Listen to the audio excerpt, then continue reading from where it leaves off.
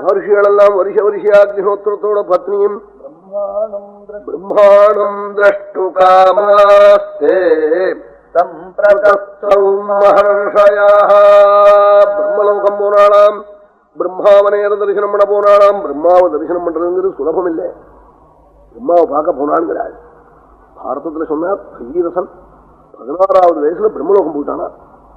அப்புறம் திரும்பி நம்ம ஊருக்கு வரான். இப்படி டவுன் பார்க்கணும்னு ஒருத்தன் பரப்பிட்டு இங்கேன்னு சீனுக்கு போயிட்டானா எப்படியோ அது மாதிரி பிரம்மலோகம் போயிட்டான்.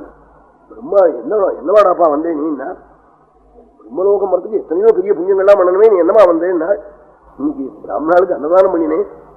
அவ அக்ஷத்தை எடுத்து ஆசீர்வாதம் பண்ணினாள்.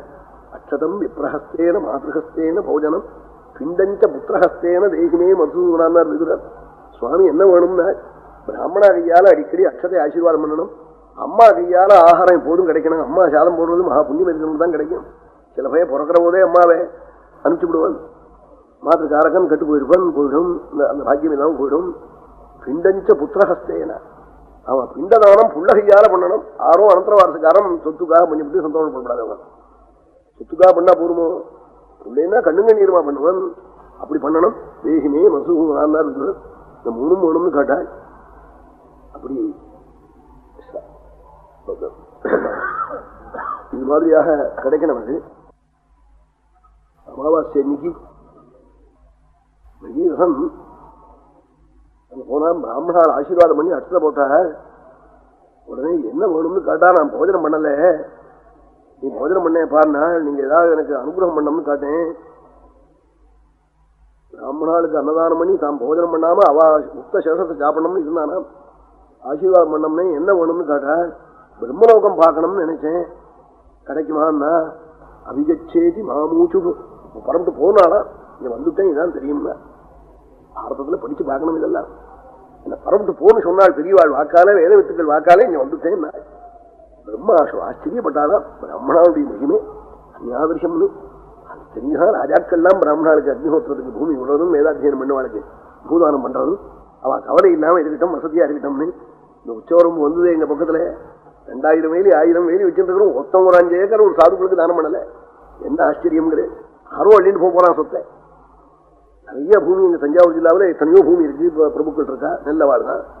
மனசு வரலன்னு சாதுக்களுக்கு 10 பேருக்கு தானத்தை பண்ணிவிடுவோம். வேலை வச்சுக்கள் எத்தனையோ ஏழை குடும்பம் இருக்கு, அவளை கூப்பிட்டு தானம் பண்ணப்படாதோ, பண்ணணும்னு தோணல.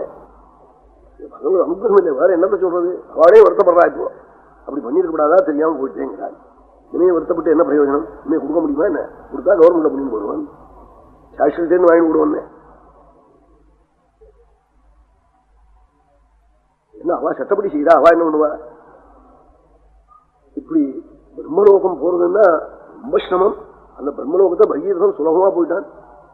அப்புறம் இந்த ஊர்லாம் பார்த்துட்டு மறுபடியும் வந்துட்டான். அப்புறம் தானே பகீரசன் கதை கங்கையெல்லாம் கொண்டு தான் நம்ம ஊருக்கு.